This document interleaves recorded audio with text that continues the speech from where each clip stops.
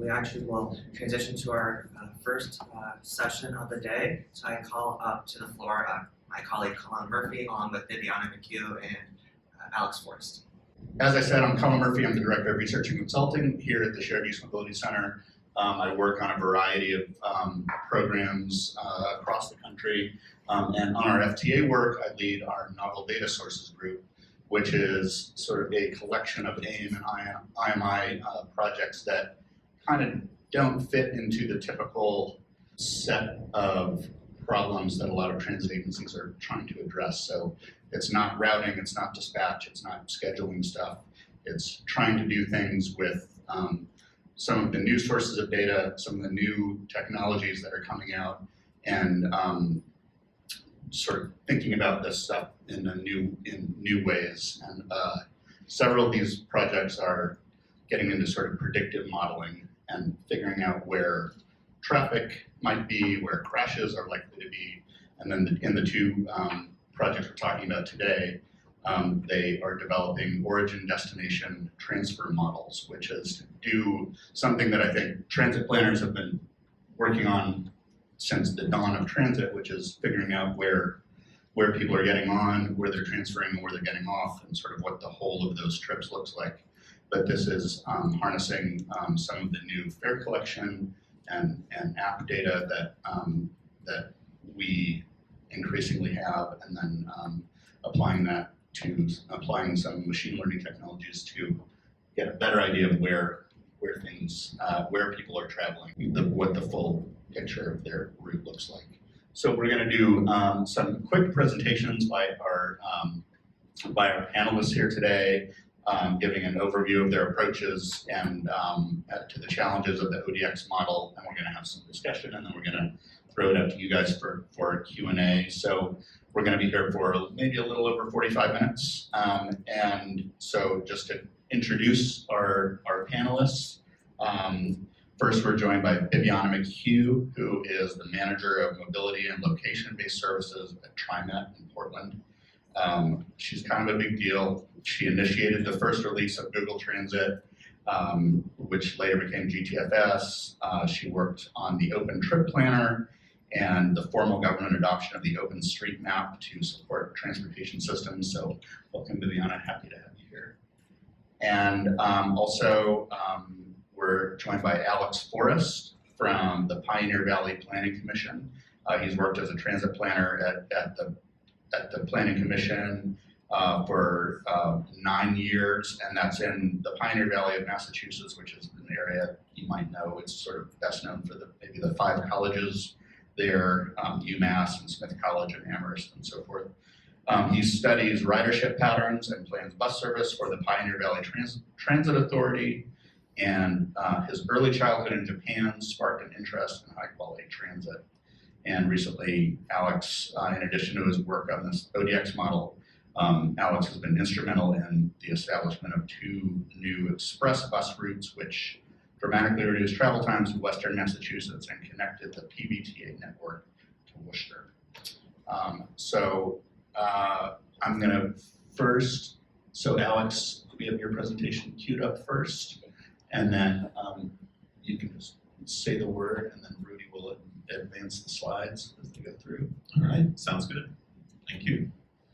So yes, my name is Alex Forrest. I'm a transit planner for the Pioneer Valley Planning Commission, which does technical support for the Pioneer Valley Transit Authority, based in Western Mass, roughly that blue area you see there. We have 3 central hubs, the cities of Springfield, Northampton, and the town of Amherst, Mass. So as you heard, we are currently working on developing an ODX model. We have a few motivations going into this. First off, probably the biggest one is just we have gaps in our existing data systems. You can see here a map just of our automatic passenger counter data, which is APC. So our APCs will track passenger boards and alights, but these are not linked to each other. So we have no idea which alight connects to which board or anything of the sort. It also provides no information on transfers. In the past couple of years, though, we started introducing mobile fares. These are account-based, so they do link together people's specific boards and transfers, but they provide no information on alights, so it's still very difficult to tell exactly how people are traveling around the network. On that note, we also have some structural gaps in our network, partly because of its size and multiple hubs. What we have is sort of a collection of radial routes, which makes it very difficult to travel across the region. This is, again, a problem because of the polycentric nature of our area. Also because of its size and the fact that our system is mostly composed of local routes with many stops, it can be very time-consuming to travel from one end of the network to the other. Finally, we still have some limitations with our payment methods. Cash payments, I'm sure you all know, they're very slow at the door. Sometimes they can be contentious as well. Meanwhile, our mobile fares, they are much smoother. It's a better passenger experience. But the rollout is limited. We only have about 8 to 12% of passengers actually using that. So all around, we're only getting incomplete pictures. So for this grant, PBTA partnered with PVPC as usual, and with the UMass NARS lab, that is the Networks for Accessibility, Resilience, and Sustainability Laboratory. So we worked together to develop an origin destination transfer model and a dashboard which will let us view the model outputs. So you can see here the ODX model framework. The primary input data, you can see the ABC there, it's the second one. The one up top, by marked AFC data, refers to our mobile fares. So you can see the first thing we do with the mobile fares is we chain people's trips together. So anyone who's traveling on a single account, if we have 2 consecutive boards, we will assume that they've traveled from one to the other, provided these are in the same day. And so 2 might indicate a round trip. They might be 2 legs of a longer trip, but as our first inkling of how people are traveling. The bytemark data, because it is so limited and only covers about 10% of our riders, we also want to incorporate our ABC data, which also gives us insight into where people are alighting, and reconcile these through an iterative process. Then we calibrated the outputs of this model using our passenger surveys, which typically have an N of about 1,500 people, so it's very small, but it's one of the only ways we can actually get people to say explicitly where they're traveling to and from. And so we figured if the model outputs are going to be realistic, they should roughly resemble our surveys. The final output, final ODX model, produces a matrix of segment-level data. So it's inferring people's boards, any transfers if they make them, and their final destinations for the whole network. So we can see right here, this is one of the outputs from the dashboard. We call these desire lines. I'm sure a lot of you are familiar with that term just from urban planning. One of the big interests we were looking at in this ODX model was, I mentioned express routes and crosstown routes. So we're looking for people who are making trips currently that are still very difficult for them. Either they're very long or they're very indirect. And so for the long trips, you can see there's high demand for north-south travel. A lot of paths connecting the Springfield area and the Amherst area, which have no direct routes connecting them. So those are all involving transfers. They are all probably at least an hour and a half for a distance which is maybe 30 to 40 minutes driving. So Amherst is a major destination, famously difficult to reach from the southern routes, which is where we have a lot of our riders. And just recently, PBTA had installed a new express route to improve this connection, but there's a lot of work yet to be done. Thank you. As for other crosstown routes, connecting the radial spokes of our system, we didn't see very much evidence of that in the ODX model outputs. This is not hugely surprising, as these are very difficult trips to make. Essentially, you're taking 2 sides of a triangle when you want to just take one. But if you look on the map here, you can just about see one of them here between Ludlow and Holyoke. That was probably the most prominent crosstown route that showed up in the ODX model outputs. But there are indeed many more. It's just they are so lightly used, they don't really show up on the map unless you zoom in pretty close. So the use cases for this model, we're mainly thinking of using it for service planning, of course, but during the model development, we had originally planned to use onboard validators to give more accurate information on the AFC input side. Those encountered a supply issue, didn't ship on time, and so now we're rolling them out after the model is developed, but we hope to use them to feed in new data to the model going forward, and also to accept more payment methods, so hopefully we'll get more passengers using the system now going forward, as it'll take credit cards and things like that. As far as network planning, I've already touched on the express and crosstown routes. The other thing that we're very interested in for planning is developing our transfer locations. So we have a few major hubs, which have proper facilities, benches, shelters, etc., and some information. But whenever if we want people to make more crosstown routes, we at least need to make it more straightforward to transfer between two routes on an arbitrary street corner. This can be very confusing for people who don't know the system well. There's typically no signage. There's only sometimes a bench or a shelter where two routes cross each other. But those are very important nodes of activity, and so we do want to give them the treatment they deserve. You can see on this map here, this is just showing the density of passenger boards on a grid of, I believe those are 1,000 by 1,000 foot cells. They might be half kilometer though. But you can see prominently downtown Springfield there, it's the tallest one. And then just north of it, you can see some of our other cities, Holyoke, Northampton, Amherst. So the last use case then is regarding fare equity. We have a neighbor to our south, Hartford, Connecticut. CT Transit recently abolished single-use fares and transfers. They integrated them together into what they just now call a 90-minute pass. So it just costs as much as one fare and transfer, but you can use it indefinitely during that time. We are very interested at PTA in doing the same. The difficulty was that that would really compromise our ABC data because we just lose any information on how people are transferring that way. But with the model and with more people using the mobile fares, we should be able to keep that information and actually make decisions based on it going forward. So that has kind of opened up this possibility for us, and we're very excited to take that further. And yeah, that's all for my presentation. I've also credited Tolu Okay here. She's the project manager. Unfortunately, could not be with us today, but she's the transit planner at PBTA. I work very closely with her on all of our projects. Thank you.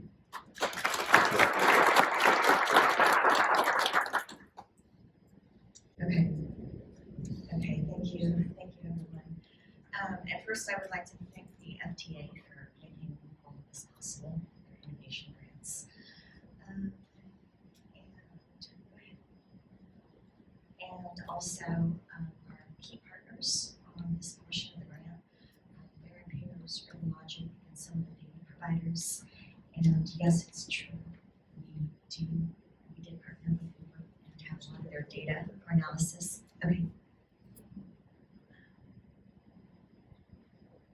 And our project is kind of broader than the ODX data. This is the smart mobility platform that we basically developed, and it's basically ensures secure access to validated and confidential data. It supports mobility initiatives and really emerging technologies. And I might also say that this is open architecture and all open data. So it's also designed to be replicated, and then also designed so that you can plug and play in different tools for planning, trip planning, things like that. So,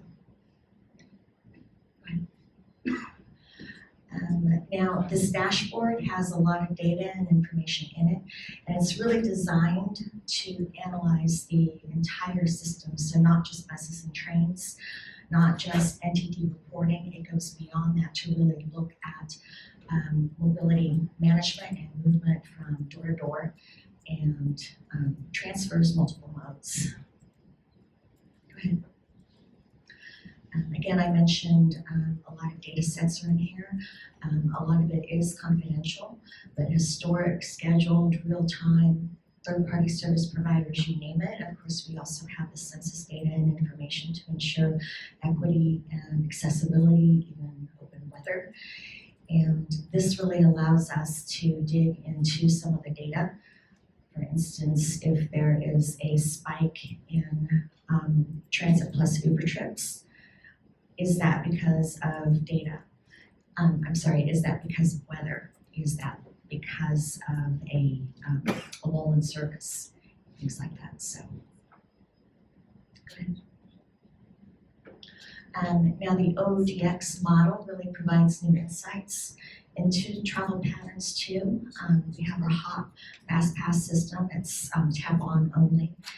And Boy, I tell you, the first time that I showed this slide to the planners, one of them said, "This is Christmas Day for me, thank you."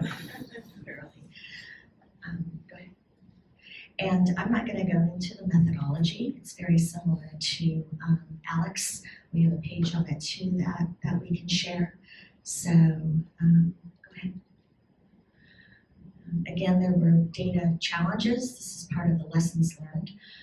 With regards to the legal department, I think we spent longer with them than the actual development of the model. And again, privacy and security issues, ensuring it's secure, ensuring that you can't export from the platform during the demonstration phase. And let's see. Yes, again, it only covers writers who paid in TAP via HOP. I will say that 45% of our writers, the adoption rate, pay in TAP using HOP. Out of that, 65% were able to validate and export using the destinations transfers and again, trips, total journeys. And so that results in a 30% rate. So, and then here's just a couple of use cases. Our planners are already using it. Before I probably should have let them have it, but it is validated. And so go ahead. The first one was done about 6 months ago. And the model was developed about a year ago, and this past year we've really spent a lot of time validating it. So this is an example. Here's a line 24 and line 21. Through planning and studying it, it was revealed that the Colin neighborhood in an industrial district, there wasn't a direct transfer, and there should have been more seamless. So as a result, we're combining line 24 and 21. And this would have been a lot more difficult just with onboard surveys. Onboard surveys are also a lot more expensive, and it's just one snapshot in time. This data offers, multitude of data sets of time. Go ahead. And yes, I mentioned that. Okay. And this is the Tualatin Valley Highway BRT, bus rapid transit. We're doing a lot of BRT projects. And let's see, go ahead. So what the data really revealed was, again, looking at all of the inferred destinations. Go ahead. It revealed that the percentage of trips that started and ended at each bus stop, it would have required actually a split. So in the first use case, we identified the two lines needed to be combined. In this use case, we realized that we really can't split it. And one more. Yes, so next steps, we're moving from the IMI demonstration project into full production. Production is kind of a big deal. I've got a production plan moving forward for maintenance, revisiting some of the legal issues. An annual software maintenance contract begins with Urban Logic. When we first started this and developed the use cases several years ago, 2.5 years ago, a lot of the planners were like, I don't really know. And you put this data in front of them and they're like, oh, I want to do this, I want to do this, I want to do this. And so we're capturing a lot of the requirements and moving forward with a governance and a steering committee to manage not just this part, but the entire mobility platform. And one next step I forgot to put up there is really working with Alex. Once we export the data, the platform isn't designed to do full analysis, but for querying large data sets, validated data sets. And once the planners export that using the same tools that Alex has developed and scripts, automations in QGIS, we'll move on from there. So yeah. Okay, thank you both. So we heard, at the end there, you got a little bit into kind of the collaboration between your two agencies and your teams. Can you get under the hood a little bit for us and talk about some of the differences and the approaches between your two projects, and how you're sort of feeding off one another and helping one another at this point? Like, what is the difference? What was missing from TriMet's model that exists in PBTAs and vice versa? How are you all sort of feeding one another with this? Well, so yes, we've worked together a little bit over the monthly meetings that we have. Set up at least one just to touch base a little further and go into more detail. I will say that TriMet's model is certainly much more extensive than ours and much more fleshed out. It's actually finished. Ours is just kind of wrapping up now. But I don't know. I think our model also was supportive of a lot of background work in GIS, which only a couple of screenshots made it into my presentation, but I think that was of some interest to TriMet. Yes, exactly. And we really focused on, again, a lot of other data sets besides ODX. And analyzing that is like one output of the platform. So I think our validation, we're working with a lot more data. And Yes, you already have validators, don't you? yes, Right. so I think that was a little bit more difficult. Yes. So TriMet was starting with the onboard fare data, whereas you were still Right. guessing. You're still We're still guessing. hoping to get our hands on that, yeah. So how did that affect the development and training of your model versus TriMet's? And on The lack of actual fare data. Right. Well, I mean, it's not a complete lack. It's just that our fare data, as far as the location information attached to the fare data, it's location information based on the user's phone, which is depending on how if they allow location sharing at all in the first place, for one thing.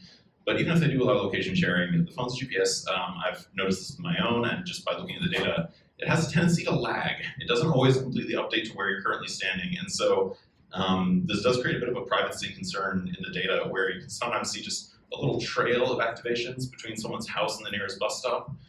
So we can't really share that data explicitly, but that has made it a little bit awkward for us to try to match people's boards to specific bus routes or specific trips. And that was one of the reasons we really wanted to work on developing a model for that. Plus, with the limited data, we had to resort to past surveys for calibration, which, you know, I think that's better than nothing, but of course that assumes that the surveys are representative to begin with, which I would like to think, but you can never be sure. Yes, yes, exactly. And our tap-on system, you can tap on through your phone, a credit card, a paper ticket. There are several ways, but we're also looking at kind of a campaign in Paris through behavioral studies. They have really gone to great lengths to make sure that people tap. So even getting, on the bus, did you tap? There's a thing on the floor. And we've realized through this, again, and other lessons learned, that we really need to push for that. So. You've both got into it a little bit, but can you talk some more about some of the challenges you encountered in the development of your models? We talked a bit about supply chain issues. Right. I think the supply chain issues were inconvenient, but at the end of the day, the development team at UMass was able to work it out, even without the validators. One thing Those are the things that people tap Those would be the onto people when they get on yes. board. And that would the point of the validators is it links people's activations to specific buses at specific stops. Much better. But I didn't even get to mention in the presentation the biggest issue that we ran into, which is that roughly a third of our network, all the routes that are operated out of the UMass Amherst garage, runs fare free. And so it has no fare information. And even with the mobile fares, nobody on those routes is using the mobile fares unless they're traveling on other routes. It's all perfectly covered by the APC data, of course, so that's helpful. We have something on it. But that certainly was a real headache in going through with the calibration. Every time we wanted to validate it, there would be some issue with the UMass area just because of the scarcity of data going in.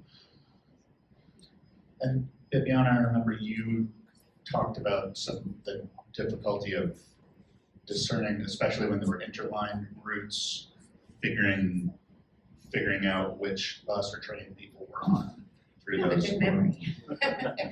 But yes, that was one of the issues that came up during the year of validation.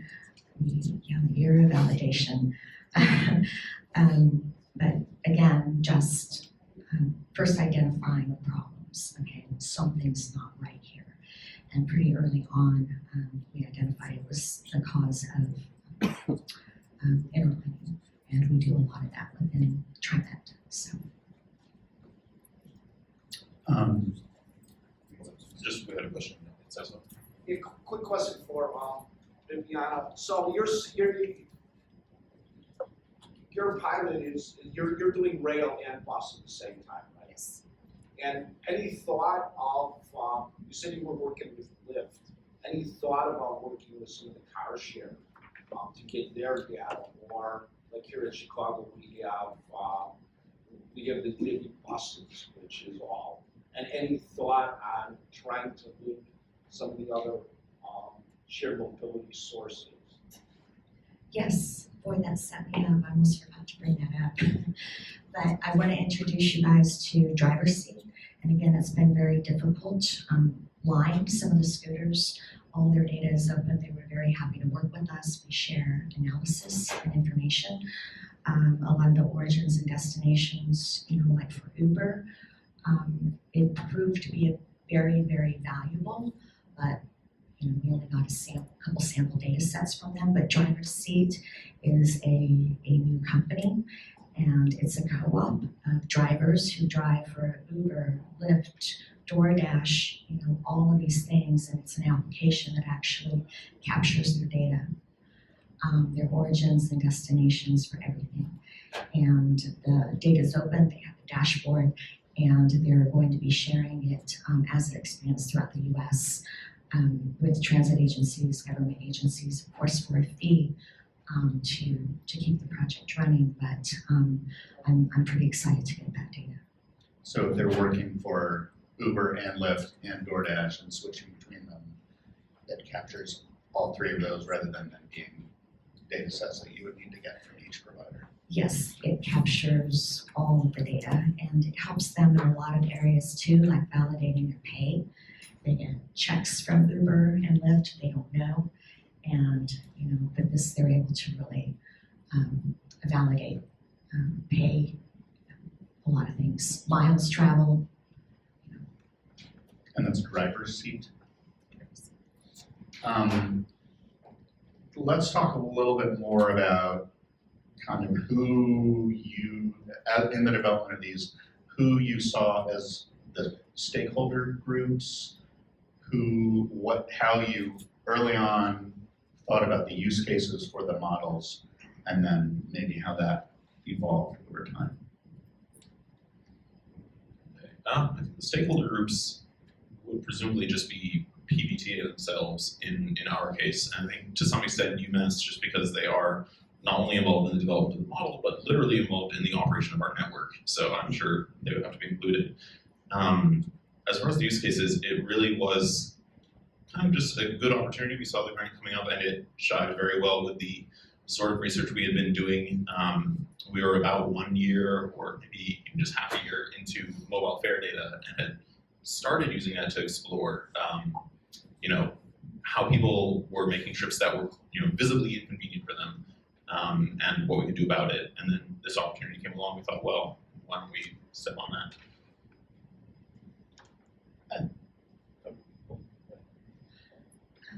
Yes, very early on we started with gathering use cases. There were about 6 user groups that we worked with continuously. Service planning, capital projects, marketing, Lyft, equity and accessibility. And throughout that first year of the exploration, we really fleshed those out, selected what we could do with the data, and also compared that against our agency-wide business plan. So it was a process of really filtering out. And then again, it's almost like I wish we should have done it the opposite way. You put the data in front of them, and all of a sudden, all of these use cases emerge. So as they're seeing the dashboard, people are thinking of new things that they can do with it. They do. Can you do this? That sounds kind of like how we got the idea for the dashboard in the first place. We were already looking at the data and we thought, hey, hold on, we do something with this. So, And to clarify, these are both purely internally facing, agency facing tools. There's not a public component of them. So that the public just experiences it in improved service over the longer term. Can you talk about privacy? In Oregon especially, I think there's sort of a bigger legal structure around person identifiable information. But you mentioned that briefly, Bibiana, as one of the challenges. Can you talk a little bit more about that? Yes. Let's see, we really want to protect people's privacy. You don't want them to reverse engineer and identify someone. So everyone who's using the data has to sign a confidentiality agreement. We change the IDs every month, so that's somewhat of a limitation. And again, no exports, but the whole idea is you don't want anyone to be able to identify, reverse engineer. and similarly with ours, we assign user IDs to individual accounts. Those are changed every time we pull the data. That said, we do still have to be very careful about sharing this information because even if you scrub personal information from it, as I had mentioned earlier with the GPS tracking, it's still pretty straightforward to put together someone's itinerary. In fact, since I use the bus, That's the idea. Exactly, that's the point, right? I was going to say I also use the bus to commute to my job. So I go from Northampton, Mass to Springfield, Mass, and even though as an employee, I could ride the bus for free, I always use the mobile fare because then I can back into the data and then check my own trips for consistency. So I'm kind of troubleshooting bike mark even before we get to the ODX model, just to make sure it's all working properly. But that's the thing, even though they randomize the user ID every time, it's very easy for me to figure out which trips are mine. I know exactly where to look. Sometimes I'll take notes if I'm trying to be sure, but yeah. And so if you were a creepy boyfriend working for the agency, Be all too easy, yeah. So that's why I can't just give the data out easily, yeah. I might also say though that there are ways around that. I think that they are doing this in Atlanta, Georgia, beginning to the next generation of Open Trip Planner version 2.0, but it will ask people if they want to share their origin and destination. So we're beginning to see this within the industry, and it's just amazing at how many people are actually willing to share this, especially if they know the benefits. Just a follow up on that. The app itself will ask people if they want to, enable location, but we don't ask them. It's just an in-app notification. It's not like a notification from the transit authority. That said, the acceptance rate is something like 95%. Almost everybody shares the location. Very, very few people turn it off. So it still works without location on. right, it'll still work with that location on, and you'll still get information on the time and the fare media that somebody used. You just won't know where. So that kind of gets into another question, which is, in the models, do the models treat app or fare card users different from cash users? Is there a difference in the behavior between those two groups that you assume, or how do you deal with that? We haven't noticed any significant difference in behavior except in spending habits, which is that the mobile fare users are noticeably more likely to buy passes. And we think this makes sense because the passes are very difficult to buy in person. You have to go to very specific locations during office hours, and not everyone can get there. So it doesn't surprise us too much. We also noticed that there appears to be a lower share of elderly and disabled fare usage on the app. So we think it's probably not quite reaching older demographics as well as we would like. That said, we don't notice any apparent difference in travel activity between fare payers and mobile fare payers. And indeed, the point of the model is to try and account for both equally. Even the people who ride the bus for free up in Amherst, they tend to ride more frequently, but other than that, there doesn't seem to be a noticeable difference in usage.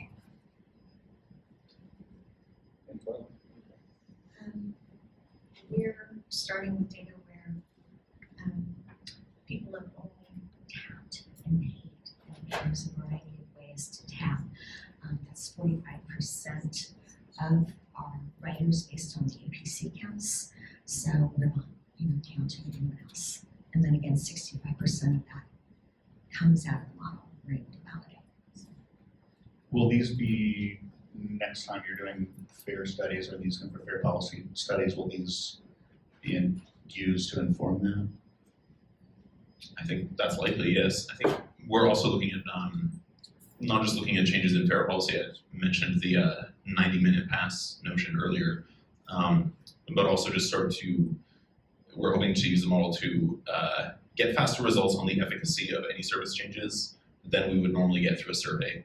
So hopefully, suppose we just introduce a new express route or a new crosstown route as described, we would hope to see through the validators a dramatic uptick in usage and perhaps a drop in transfer usage if we've given people a more direct connection. I should just add, this is also kind of important for us because, of course, anyone who gets a single seat ride instead of using a transfer, that's now one board instead of two. And so even though you are improving people's travel, it can end up looking bad on your ridership totals if you're not careful. So that's a nice thing about this model is we should be able to say, no, we're getting as many people as before, they're just traveling more efficiently now. That's another use case. And another use case we just kind of identified last week working with driver's seat is we noticed that a lot of people use Uber and Lyft to get to and from the grocery store when they have a lot of groceries that they need to carry. One of the things that, just in discussion, what if they were to take transit and we were to encourage that, and then on the way home with all of their groceries, they would use Uber and Lyft. So just a lot of things like that are really emerging. So last question from me, and then we'll open it up to the audience. But I have, as you're moving from demonstration into production with these, do you have thoughts on kind of a wider dissemination of these tools, getting this out to sort of the broader transit ecosystem? I know that TriMet has kind of a history of and a dedication to open architectures and free and open software. So I'm just wondering about how you see this contributing to a stronger transit ecosystem more broadly. Let's see, the code that Urban Logic developed for the ODX model, we're going to put up in GitHub, so anyone can use that. With regards to the smart mobility platform, all the data that's in there, with the exception of like our operations, the ODX, blah blah blah. Most of that is open data, so it can be easily replicable. We want to test that out, and then we also want to test the plug and play aspect of it. And likewise, our model is intended to be plug and play. I think it's a little early to call it right now, but the idea is that once it's actually up and running, we would like to offer it to other transit agencies to give it a shot, see if they can read in their data and get similar outputs as well. I think you're already trying that with TriMet's already trying that with PBTAs. Not quite yet. Yeah, We're still just you're talking about it. Yeah, we've been talking a little bit about it. Okay. Are you guys doing anything with paratransit, command response, deviated route, anything that's not fixed route? Not with our model. We do have, obviously we still operate paratransit, and we have a couple of other projects related to that, but this ODX model is only for our fixed routes. And we've developed ETL feed from our lift system into the platform for analysis. This is something new as well because we need a secure platform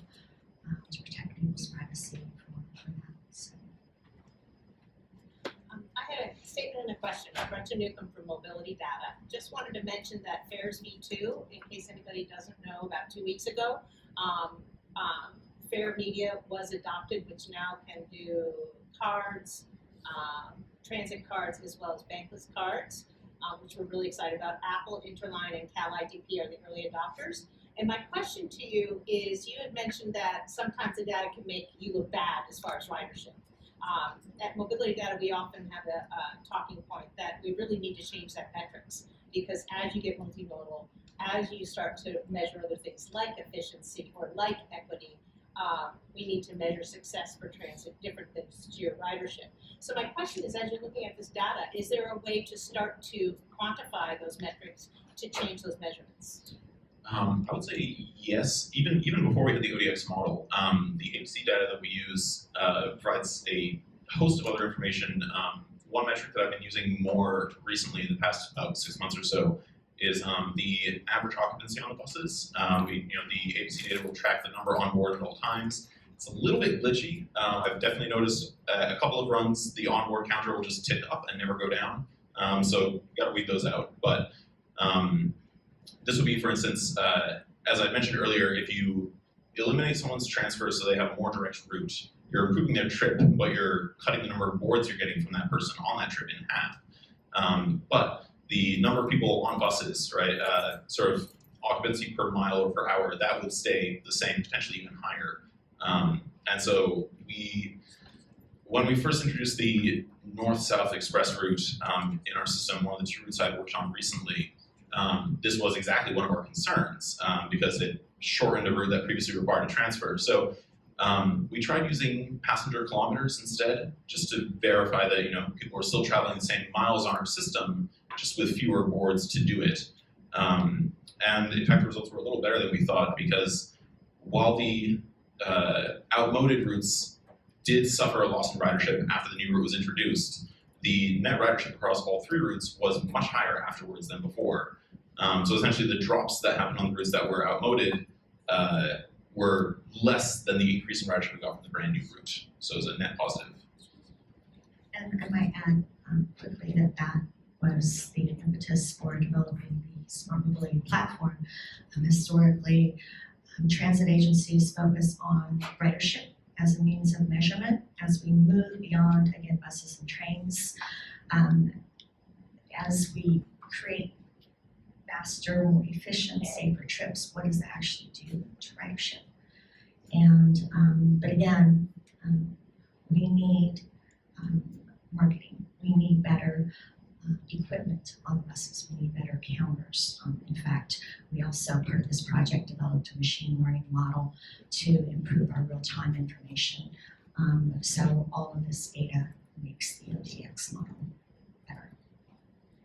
If I could just add one last thought on this, I don't think it's ever really in transit's interest to get away from ridership. The question is, can we more accurately measure ridership than simply just using boards? Because boards are a very convenient way to measure ridership. It's sort of the most basic way, but as we've discussed, there are some limitations in that it can obscure actual advantages and improvements in the network that would raise ridership in, kind of a more real sense.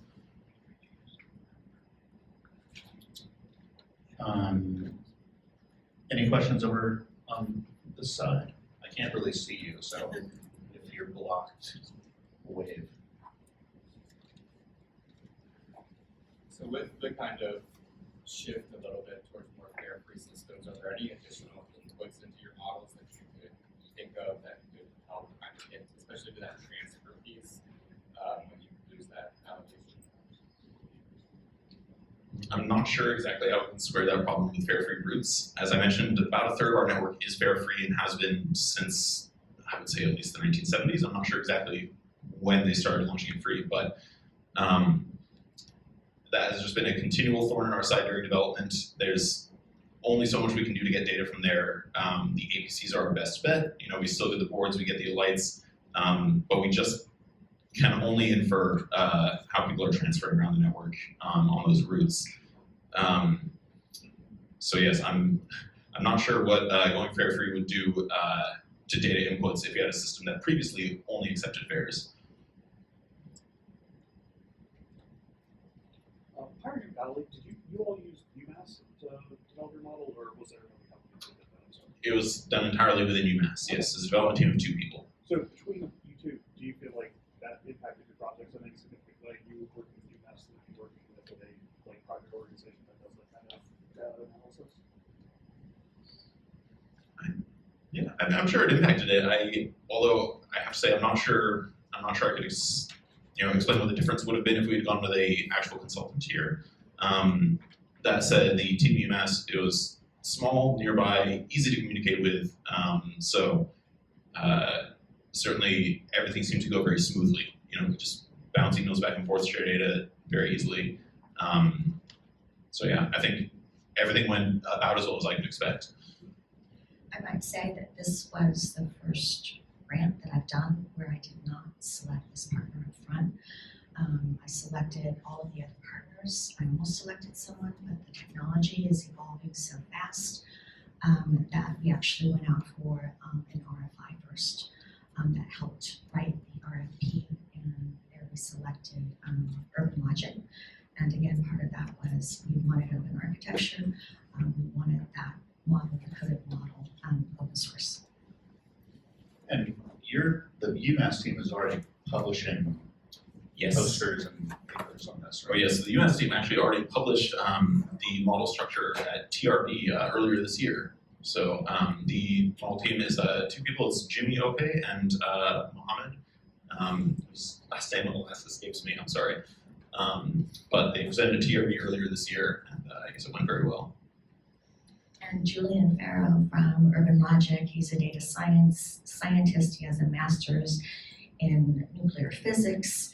I mean, yeah, he figured it out pretty quickly.